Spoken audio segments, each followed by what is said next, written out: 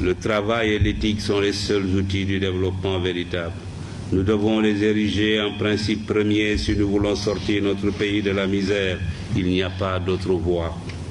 Nos amis les Marocains, qui avancent à grands pas vers le développement, ont créé une instance éthique et réconciliation. Quand on les interroge sur la situation de leur pays, ils parlent non de politique, mais plutôt d'éducation, de santé, de salubrité, d'ordre et de discipline. L'essentiel de leur discours est éthique et développement. Quand on interroge un Sénégalais, faites-en l'expérience sur la situation de son pays. Il parle de remaniement ministériel, de querelles ou de limogeage politique. Que nos dirigeants politiques m'excusent, mais ils savent tous comme moi que ce n'est pas la politique politicienne qui développe un pays.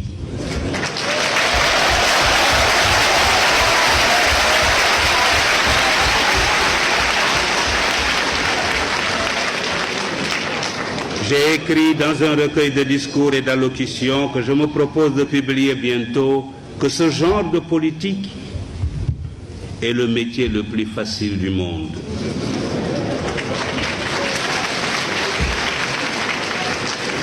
Il ne nécessite ni études, ni apprentissage. Plutôt que d'avoir de grands politiciens, cherchons à avoir de grands médecins, de grands ingénieurs, de grands professeurs, de grands spécialistes de l'économie et des finances, et même des savants. Les pays les plus puissants du monde ne sont pas ceux où la politique est reine. C'est plutôt le contraire. Les Marocains ne sont pas les seuls à se soucier de l'éducation, du travail et de l'éthique. L'Asie du Sud-Est, les organisations internationales et même les pays développés ont décidé de s'engager sur la voie de l'éthique. Des comités et des commissions commencent à se dresser un peu partout comme des sentinelles de la vigilance morale sur les routes de la recherche scientifique et technologique, de la gouvernance, de l'entreprise, du négoce, du sport et de toutes les activités humaines. Leur mission consiste à informer, éduquer, prévenir, enquêter, proposer des remèdes ou des sanctions aux organes compétents. L'éthique est désormais enseignée dans plusieurs universités, écoles et instituts. Il nous faut participer à ce mouvement. Il faut alors que dans nos institutions, dans nos organes, nos administrations, nos ateliers et nos bureaux, partout, suivre cet exemple.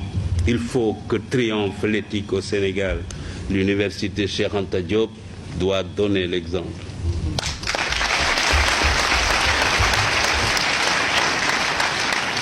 Oh, je sais qu'il y a des frémissements à cet égard dans notre pays, notamment chez les médecins et chez quelques journalistes.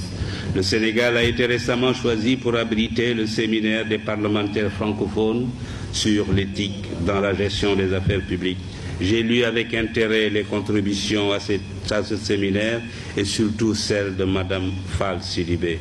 Mais c'est encore bien insuffisant. Nous devons, dans ce domaine, participer et dans tous les secteurs à l'effervescence qui se constate ailleurs. Alors, debout, comme dit notre hymne, pour bâtir un Sénégal uni autour du travail, de l'éthique et de l'intérêt général. C'est un choix fondamental. On ne paraît plus ringard en le préconisant. Je le préconise. Je ne serai peut-être plus de ce monde quand surviendront les conséquences de ce choix pour lequel les Sénégalais auront opté en faisant soit ce qui est éthique, soit ce qui ne l'est pas.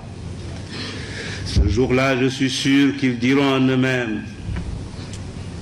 Et pourtant, le père Kéba, avant de partir, nous avait prévenus. Et d'outre-tombe, je leur répondrai selon le choix qu'ils auront fait. Suivant le cas, heureux, c'est bien. Ou triste, mais tout de même rancunier. Après tout, vous l'avez voulu.